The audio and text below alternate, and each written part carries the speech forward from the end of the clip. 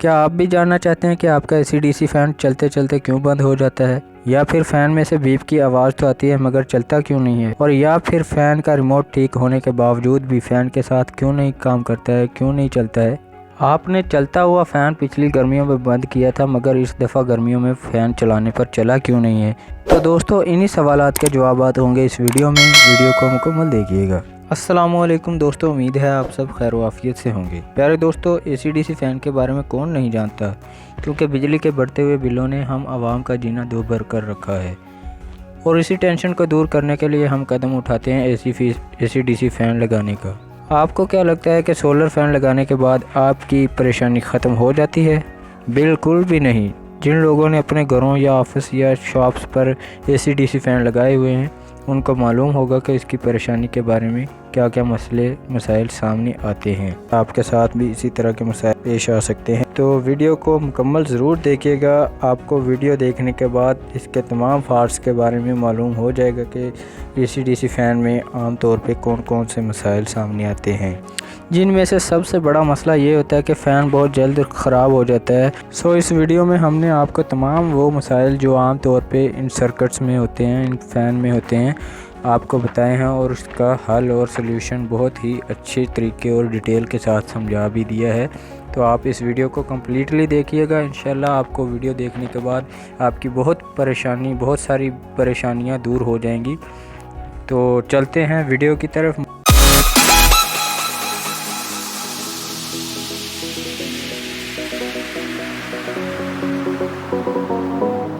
जी तो दोस्तों, आप लोगों के सामने ये जो बोर्ड्स हैं, इनमें आप देख सकते हैं कि ये 2 वायर्स होती हैं सोलर के लिए। आपको हमने पिछली वीडियो में भी इस बात के बारे में, इस चीज़ के बारे में बताया था।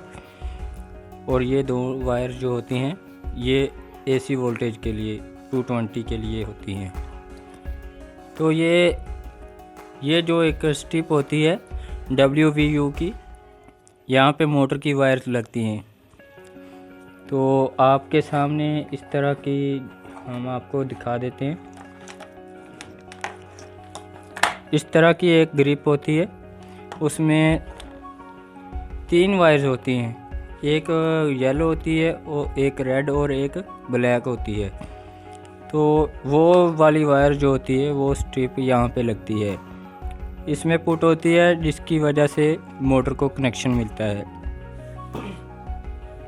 तो आप इसमें लगा के मोटर को कनेक्शन देते हैं। और दूसरी जो चीज़ होती है वो होती है, इसमें आप देख सकते हैं यहाँ पे सेंसर लगा होता है। तो ये सेंसर होता है रिमोट को कंट्रोल करने के लिए। आप इसको लगाते हैं सेंसर को कंट्रोल करने के लिए किट के अंदर। यहाँ पे 3 पिन की जो एक चिप जैक पट्टी होती है, इसके अंदर आप लगाते हैं। तो उसके बाद ये 3 वायर्स जो हमने लगाई हुई हैं, आप देख सकते हैं ये 2 वायर्स ये होती हैं DC वोल्टेज की। ये भी आपको पिछली वीडियो में हमने बताया था। तो दोस्तों, इस वीडियो में हम आपको एक ऐसी ट्रिक बताने वाले हैं जिसके बारे में आप लोगों को शायद मालूम नहीं होगा। तो बहुत ही काम की चीज़ बताने जा रहे हैं आप लोगों को। वीडियो को स्किप मत कीजिएगा, मुकम्मल वीडियो को देखिएगा, इंशाल्लाह आपको वीडियो पसंद आएगी। तो प्यारे दोस्तों, आम तौर पे जो फॉल्ट होता है पंखे में चलते चलते रुक जाना और बीप की आवाज़ देना, या बिल्कुल बीप की आवाज़ भी ना देना और चलते चलते रुक जाना, तो उसका मेन रीज़न होता है, ये आपके सामने है, ये आप देख सकते हैं। यहाँ पे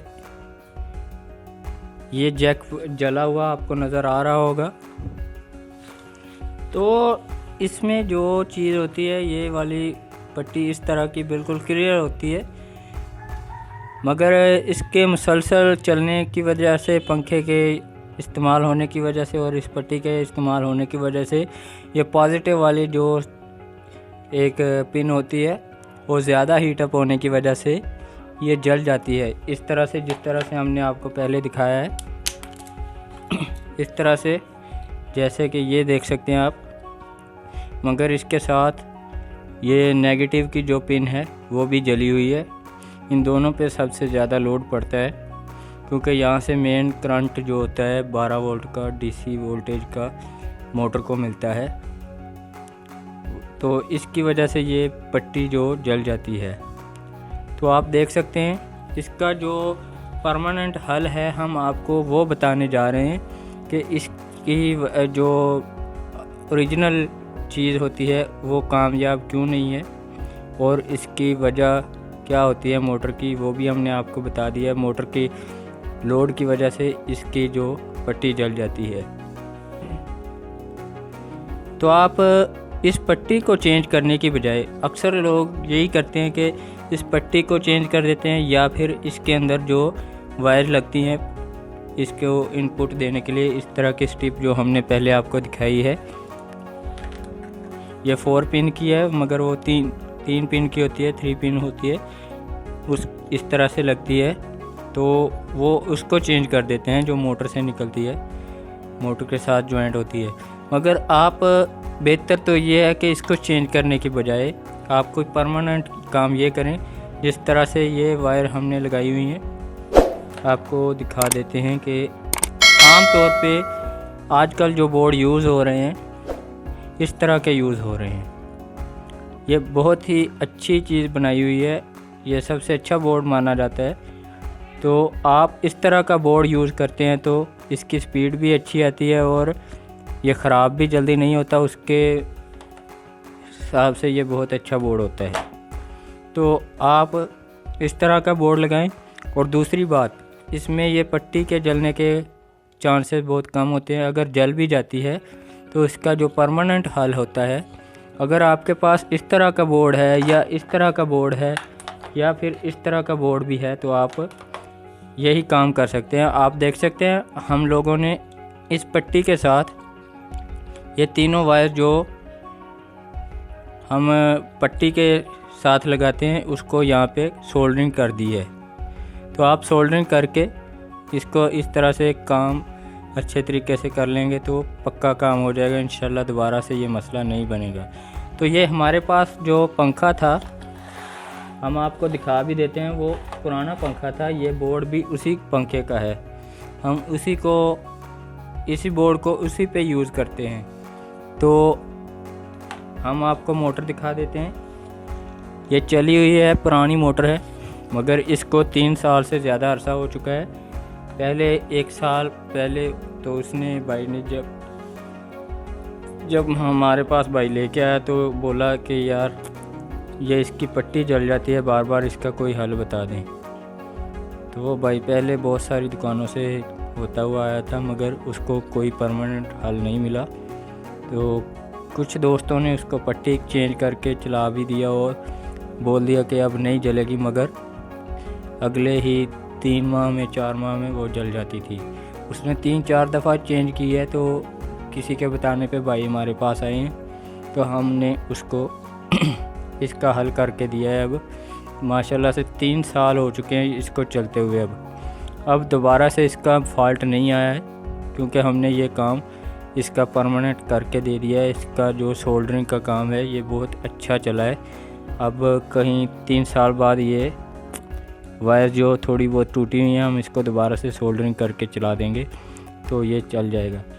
मतलब कहने की बात ये है कि आप बजाय उस पट्टी को लगाने के आप इस तरह से सोल्डरिंग कर दें, मगर ये एहतियात ज़रूरी है कि अगर ब्लू वायर आपकी जिस साइड पे ब्लू वायर है आपने वहाँ पे ही इसको सोल्डरिंग करना है बैक साइड पे, और ब्लैक वायर जो होती है ब्लैक वायर को भी आपने दरमियान में उसी जगह पे सोल्ड करना है, और रेड वायर को भी उसी तरीके से सोल्ड करना है। आप अच्छी वायर ले सकते हैं, ज़रूरी नहीं है आप वही वायर लें जो उस पट्टी के साथ लगी हुई हैं। आप अलग से कोई अच्छी वायर भी ले सकते हैं, 40-76 की वायर आप ले सकते हैं कॉपर में।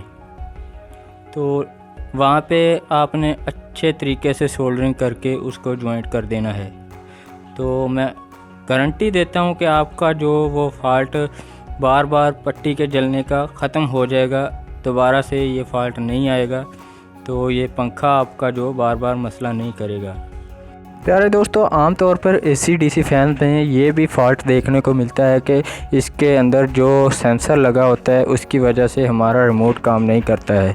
हम सेल भी चेंज कर लेते हैं इसी चक्कर में कि शायद कि इसके सेल ख़राब हों, मगर फिर भी रिमोट काम नहीं करता है। फिर उसके बाद जो आम तौर पे हम रिमोट चेंज करने की कोशिश करते हैं, फिर भी हमारा फ़ैन काम नहीं करता है।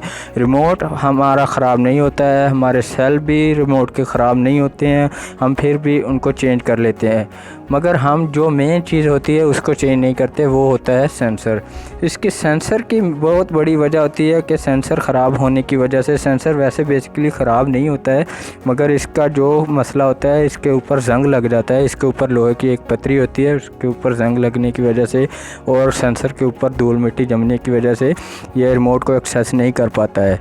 मगर उसको हम चेंज करने के बाद अगर चेक करते हैं तो हमारा पंखा रिमोट के साथ कनेक्टेड हो जाता है। तो हमने करना यही होता है कि इसके सेंसर को चेंज कर लेना तो है, मगर उसके अलावा एक फ़ॉल्ट ये भी होता है कि जंग ना भी लगा हो तो हमारे रिमोट के सेंसर की कोई वायर या तो डिस्कनेक्ट हो चुकी होती है, या हमारे रिमोट के फ़ैन की जो सेंसर की ग्रिप होती है वो ख़राब हो चुकी होती है। हम इसको चेंज करके भी अपने इस मसले को हल कर सकते हैं।